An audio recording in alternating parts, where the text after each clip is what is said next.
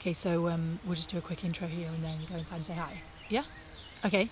Right, this is the Helmet Podcast. I'm Emmy Collins from Met. We're up high in the Dolomites, outside a beautiful wooden hotel with flowers on every single balcony. 4 riders from the UAE team are staying here. This is their training camp, their altitude training camp, and we're just a couple of weeks out from the Tour de France Femmes avec Zwift. With scenery like this, it makes doing the work that they're putting in a lot more bearable. As cycling fans, we are very good at watching the racing, but it's quite rare to see an inside look like we're about to give you now in this episode. So 24 hours, more or less. Let's get on with it.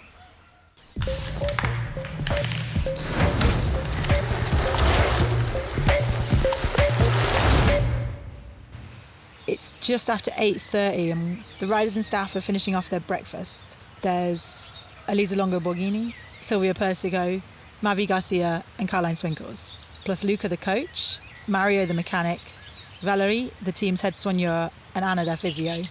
That's where we're going to start today. We're going down to the basement, where there's a beautifully kitted out gym and some yoga mats ready on the floor for some mobility. I am Anna Ruiz, I am the physiotherapist.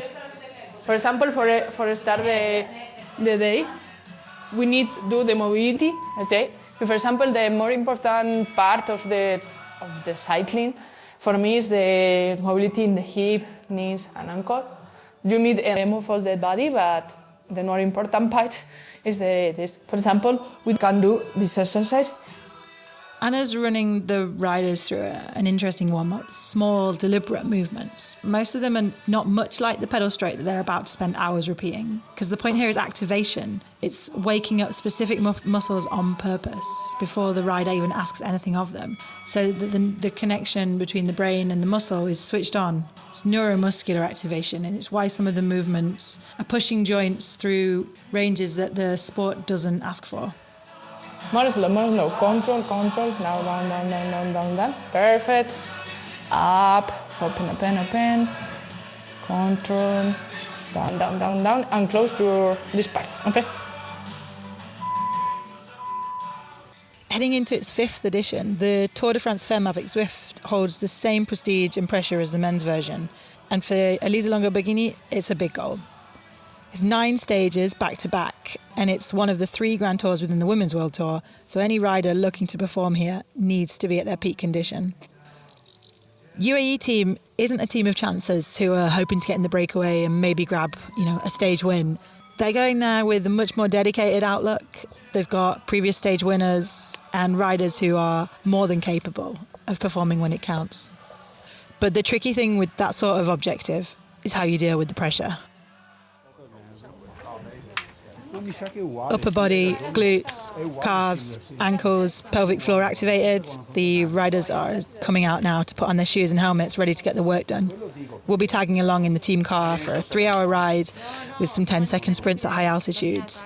Here, the focus is going to be on adapting to the reduced oxygen levels while giving enough stimulus to keep progressing.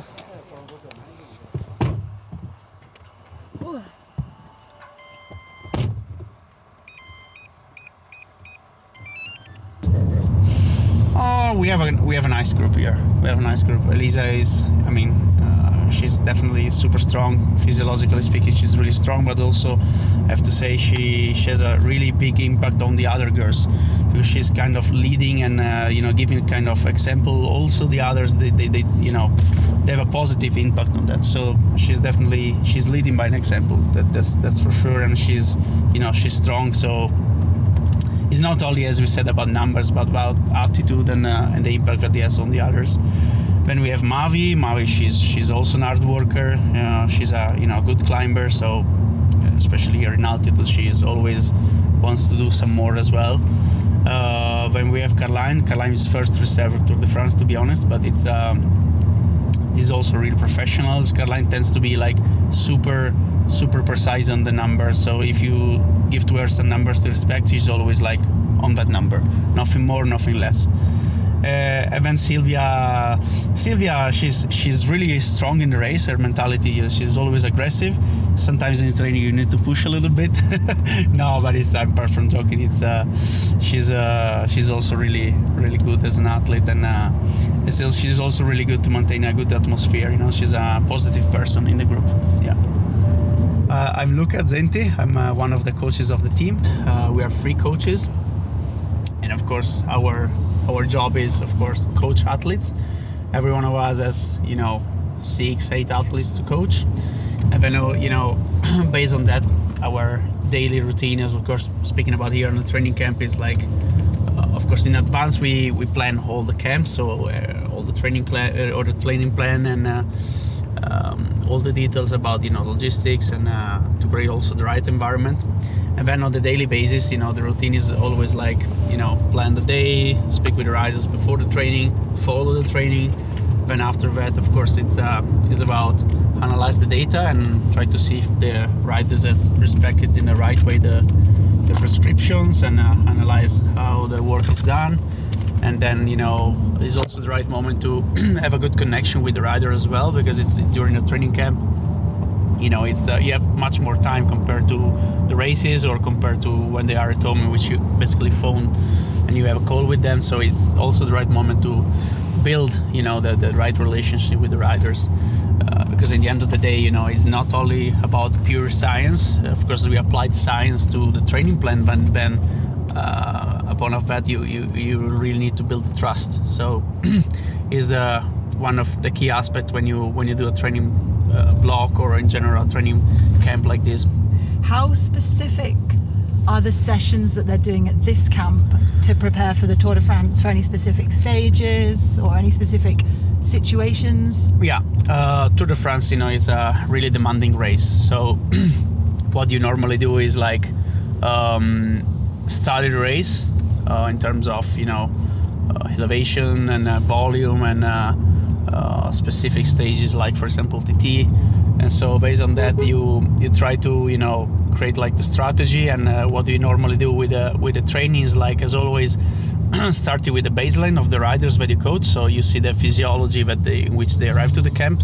So for example, we are gonna do like a lactate testing to see the level where we are, and also to really build as specific as possible the training prescriptions to the camp, so to really respect the training zones. And then based on that, you start to think what are the race demands. So it doesn't mean that you really need to race simulating the race, but just if you are aware of what it is going to be in the tour, then you can really have an idea and be precise on what you plan. So if you see that there are like really long climbs, then you really need to work on thresholds. Or if you see, for example, in this specific case, you're gonna have the TT, so in the plan we invest a lot on TT specific sessions, so you can really help the athletes to get used to the position, to push power in the TT position. And so it's always about speaking about the physiology that the athlete has to sustain in the race, and then build towards the race, considering that. Yeah. Do you know the stages already in detail? Yeah, we already know the stages from a while, and you already also kind of think about what is going to be in terms of tactics.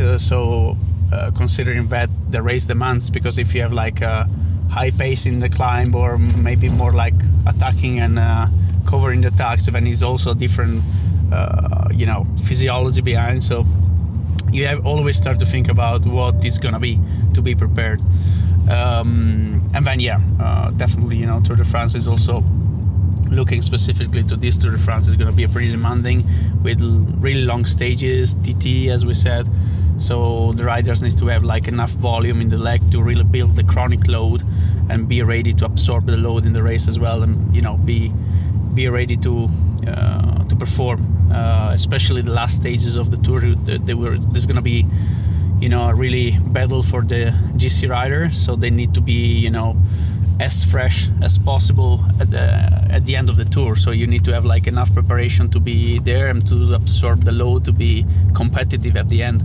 So all the concept behind the durability of it nowadays in science and even around science is a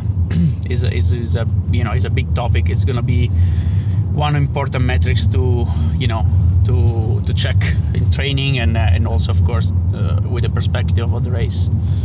How much kind of time will they spend doing training together or training individually? I will say, every one of these riders have a different physiology.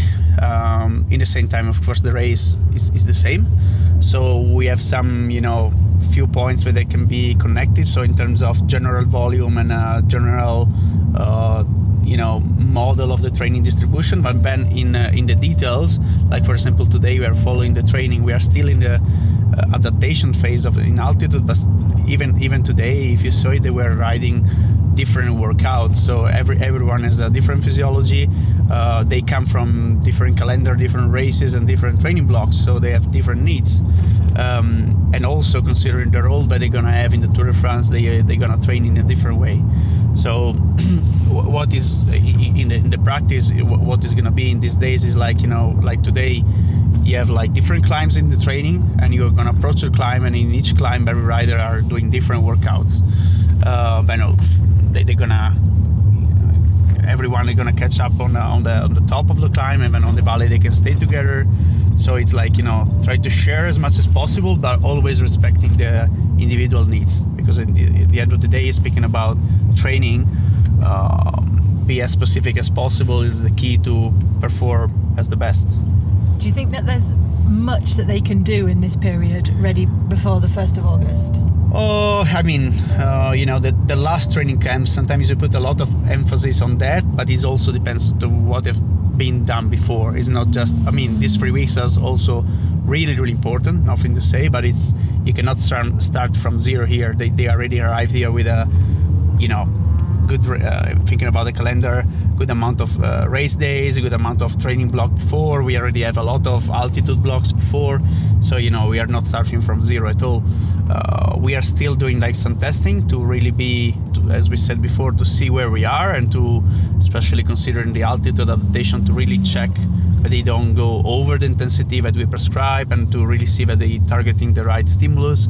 But apart from that, it's this moment is more about training specifically for tour. So finalize the preparation to get ready as much as possible, to create the right environment. This is something we always speak about physiology and science, but behind that, to perform at their best, they need to have the right environment. So they need to be kind of relaxed, even if you're speaking about tour where the stress is everyone knows the stress is going to be high, the race is demanding, but if you arrive there with a really strong team, and if they are mentally in a positive way, in the right place, then everything is going to be smoother and easier. So it's not only about physiology. The training camp is, of course, the priority is training, but secondary, you really need to create the right environment here. How do you think UAE ADQ has created, because it feels, from an outside perspective, it feels like a really, really nice environment. The girls feel like really, like they have a great relationship. All the staff seem super happy every time I see them. How have you done that so well? It's like, it starts from a goal, and if you're really able, to commit everyone to the same goal, if the goal is like, perform as our best in Tour de France, and if you're able to really also speaking about the staff, make the staff aware of this process and make them motivated to say, come on guys, we need as a team to go there and be ready and show that we are the number one team in the world. When everyone are involved, everyone want to give their best. So even if it's like, the rider in terms of being in shape and be prepared, but also the masseurs, to everything her their best, because it's every single dot. If you connect every single dot, then they could create the best performance. If you miss something in the puzzle, then of course you can still perform, but it's not the same. So I think the key is like, get everything aware and get everyone motivated towards the goal. The team car leapfrogs the riders throughout progressively the whole way up. Everyone knows exactly what kind of work needs doing today, but there's an ease to it too. And it looks a lot less like a training session and more like a group of friends who happen to be very good at cycling. Ma gli sprint vai in figa. Gli sprinter Sì. li fai tu qua sopra? Sì, ma non farli sì, nel piatto, ma no tutta. Cioè, Io non riesco neanche a farli a tutta. boh, cioè giusto per dare uno stimolo. I cannot go for gas in altitude. Towards the end of the ride, the focus goes onto those short sprints, which is something pretty hard to do at this altitude. Mi piace questa andatura. Vai che Ma c'è. mi piace il cuore stavolta. Vai, sei fresca, va bene. Dai che c'è chi? No, che c'era una Training marea di done, macchine. they roll back to the hotel. Sylvia showing off her wheelie skills along the way because apparently even at the end of a hard session, there's room for that. Per quello ti abbassi subito, Mario. per quello che ti abbassi subito.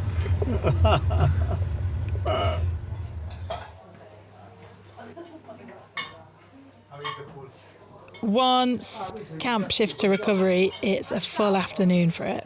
You're locked in first with lunch, it's nutritious, relaxed. The whole team and staff have been given their own little side room from the restaurant. Then there's hot-cold therapy, cold plunge, hot tub, back to cold, alternating between a pool and the tub like a lab experiment, because it basically is one. This time it's tuned specifically to kickstart the recovery of their muscles and drain the lymphatic system. Part of the process includes take-our recovery tape, which gets wrapped, mummifies the legs from their toes to the top of their thighs. This is the moment I choose to speak to Sylvia. We're just going back into the gym where they've set up the massage table, and Sylvia's getting her take-our recovery tape being applied. Hello, I'm Silvia Persico. I'm a pro cyclist from UAE Team ADQ, and I'm the best girl in this team. No, I'm joking. Maybe I'm the funniest, and you will know me in this podcast. Sylvia, is this part of your normal recovery routine? No, not really. But yeah, when I'm at home, maybe sometimes I do, but really maybe I did just 2 times. But of course, I'm not crazy to go in the pool with 10 degrees. Which part of this process do you like the best? Just to lie down in the bed, like how I am now. No, in general, I think that it's a really important part. And when I'm at home, I'm not doing these things, but I'm trying to recover maybe in the afternoon after the training, and maybe lie down in the bed, or I don't know, just trying to rest the most possible. What about heat training on the bike? I never did it, so for me it's fine. Like looking the other doing it, it's fine. It's funny, but I never did it. I think you're going to be doing some on this camp, maybe. Maybe not me, maybe not, I think, because I never did it, so I don't think that I will start to do it here. Yeah, maybe it's not the best idea to introduce something new. Yeah. Okay, thanks. Finish already? Well, I mean, we can totally. If you want, you can talk. Tell me more. I have 20 minutes. So I guess now, like, I was talking to Luca and he was saying that it's a really good opportunity for everyone to spend time together, hang out more, like build a better team relationship. Yeah, yes, of course. Unfortunately, we are not here like everyone that we race tourists doesn't come here. So yeah, but for us, for me, it's fine because I pass more time with the girls that at home than at home. So yeah, it's fine to stay here. But like I said, I will just stay here for 2 weeks, like 15 days. And then when you finish this training camp, where will you go before the tour? I will stay at home and I will do another preparation. I will do the last week of training a bit harder, maybe more intensity at home, and I will try to rest also a bit, and yeah, to be ready for tour. Will you typically be training on your own at home or with people? In general, I like to train also alone, training alone. But sometimes I go also with other people, with a group close to the lake where I'm living. But yeah, I also like to go alone. It's better sometimes. because then I'm a woman, and okay, it's not that the case with the group that I'm going, but if you find some amateur on the road, they start to race, and I always say to them that in general I don't race if I don't have my number on. Which is very smart as well. Yeah. When did you start? Cycling. Yeah. Cycling. I started cycling when I was 7 years old, so basically 20 years ago. And I started just because I live close to one track, and I always see kids going there. So for my 7th birthday, I asked my dad to buy me one bike, like with the handlebar, road bike, and he bought to me. The only problem that was too big for me. So I went there, that is really close to my family house, and they give me one bike, and from that moment I started to go to training the first month, because it was July, and I started to training in August, and I did my first race when I was 7 years old. The last race of the season was my first race. And you obviously liked it, you obviously enjoyed it. Yeah, but the real problem was that when I was young, I was always saying, like in the first year, I was super excited to go to race, but then when the race was coming, I get scared. So, but then from the second year, I did every race. So, how do you feel now with races when they're coming up? In general, depends. Now, in the last years, I'm taking more easily. Before, I was putting a lot of pressure on myself. Now that that we have also Elisa, it's much more easy for me, because I know that I don't have all the pressure. Yeah, sometimes when I need to race for myself, like more like in gravel, that I'm alone, maybe it's sometimes a bit more like anxious. Mm-hmm. I feel it, anxiety, but in general, I'm calm. That's I'm really trying good. it. Do you find, what do you find, so when you're here now, obviously you have nothing else to do but recover in the afternoons. How do you not get wound up? Like, what do you do to be less anxious? Here, in general, I'm not anxious. I'm trying to do my best in the training, and then coming back and like trying to recover in the best way possible. And in general, we have a lot of things to do here. That massage and treatment, that we don't have a lot of free time, because also every day we are doing mobility before training and stretching in the night before dinner. So we don't have really a lot of time, and maybe less in the next days, because these 3 days was like easy days, but in 2 days we will start with real training and more hours, so we will not have a lot of hours free. What time do you go to sleep? Or go to bed? Go to bed. After dinner, I pass a bit of time up, maybe with the coach, with Luca, and with the barman, Achille. And but then I go to bed, and I stay with my phone. And then I don't know, maybe I fall asleep more or less at 11. And also I don't like to sleep a lot. I'm not a girl that sleep a lot in general, so for me it's fine, because I don't need one alarm for wake up in the morning. I'm always like early. After the 20 minutes is up, the riders are sent back to their rooms to wait for their massage, so where Hans will finish off what the hot, cold and tape haven't been able to do. Feels a bit like a dress rehearsal to get everyone into the routine for the details that will make the difference during the upcoming Tour de France Femmes avec Zwift.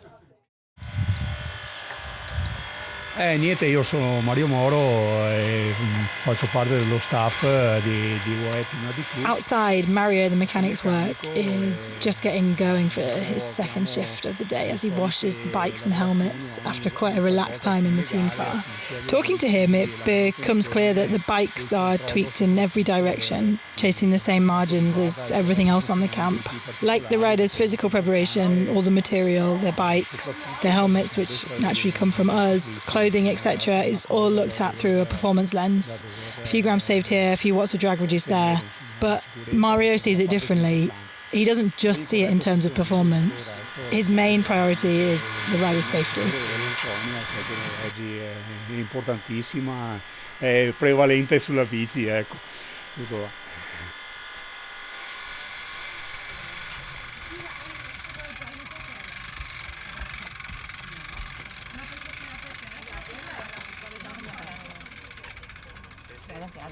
Va bene, ciao.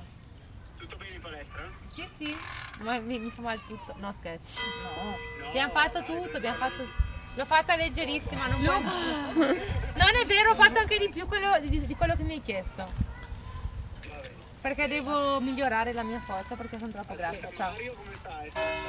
Il capo sta Sono qua. Tranquillo. Ho fatto anch'io palestra. It's day 2 and today's plan splits the team into 2. Sylvia, Mavi and Caroline head to the gym. They've got strength work so they can maintain the power that they need at this level before a short recovery ride. But Elisa's day looks completely different. She's on the rollers first where the team are testing her metabolic efficiency, basically how well her body converts fuel into energy at different intensities. That data goes straight into her nutrition plan for the tour. Get it right and she'll be fueled exactly when it matters. And then today we also did this specific test with measuring the fat oxidation, carbohydrate oxidation to really be precise on the consumptions, and so also for the nutritional part. Plus also we were measuring gross mechanical efficiency to really targeting properly the calories intake and be precise also as we said in the nutritional part. So yeah, it's I think it's just standard protocol we use. It's just this extra test this morning, but it's normally is what we do to tracking the athletes upon the season. Yeah, of course, more data you have, more you can be precise in calculating all the amount of calories we have to intake, the carbohydrates consumptions, and so you just have to avoid to do big mistakes. So if you already know that your efficiency is a kind of amount, then you already know how much you're gonna consume, and you can be really precise because it's more you estimate and more you do something wrong. So if you calculate properly with the real data, then you are much more precise. For the lactate testing, Elisa's coach and one of the team DSs, Paolo Slongo, has made some marks on the road so that she'll be riding the same mark section again and again, each time at a different specified output. It's worth being clear about what this isn't. There's no max effort here. She's not going all out. Instead, it's controlled and repeated because what they really want to know is how she's responding over time. And those are the numbers that are going to matter most going into the 9-day race. Elisa's not the slightest bit tired by the end of the testing, and nor are the riders who have done a pretty chilled 90 minutes in the bottom of the valley. So it's time for lunch again, and we want to speak to Luca. Especially speaking about Tour de France. Tour de France is one of the biggest races in the world in the sport, not only in cycling. So definitely it's the pressure is there. I think it's also part of being a top rider, handling the pressure. Sometimes when you're having young riders, they are maybe look at the numbers and the physiology. They are strong, but you put them with the responsibility to lead the team, and sometimes it's hard. Yeah. So I think it's like skills that a top rider needs to have to manage the stress, and the team of course plays a big role, because if you have like good people around you and you have the right environment, you can handle even more. But it's never easy, because now in the training camp we have to be honest. Okay, you feel the pressure, but not that much. You create the right environment, you can work on a daily basis, and it's fine. On the race day, the pressure is much higher. So the sport director needs, to communicate in the right way, and also the way of you communicate can be also different between riders. There are some riders that are more like emotional, some riders that they like straight communication. So yeah, it's a skills that a sport director or a coach needs to have. Fra 8 minuti. Allora secondo me nell'arco se aspettate 5 minuti becchiamo anche Elisa e andiamo insieme. Sì. Ok, allora magari facciamo che vi veniamo incontro ma voi dove no, però lei no. Training camp is a good moment to which of course you build the foundation to create performance, but in the same time performance is not only physiology. So if you create the right environment, so you create the group, in order to be ready for a grand tour, you need to be really a solid team around the leaders. So that the point is, we spend a lot of time together, not only in training but during the day, during the evening we spend time together, we laugh together.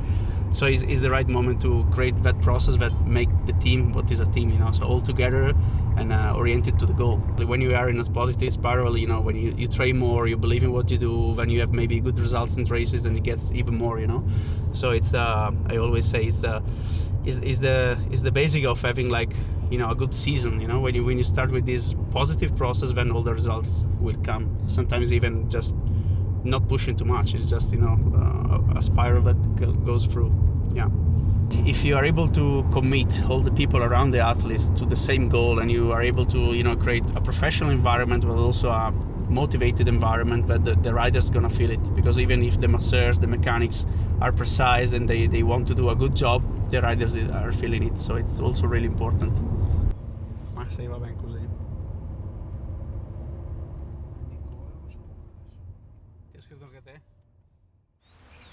That's it for our 24 hours. We leave the UAE team to get on with their routine, who are now fully focused on the Tour de France Femmes avec Zwift, and there's a couple more riders from their race squad arriving as the days go on. Thank you to everyone who let us into what genuinely felt like a family setup. We hope this episode's given you a look at the work that goes on behind the scenes. Stay tuned to follow the riders at the race, which starts on the 1st of August. And stay tuned for future episodes of the Helmet Podcast. This is Emmy Collins signing off from the Dolomites and the UAE team camp.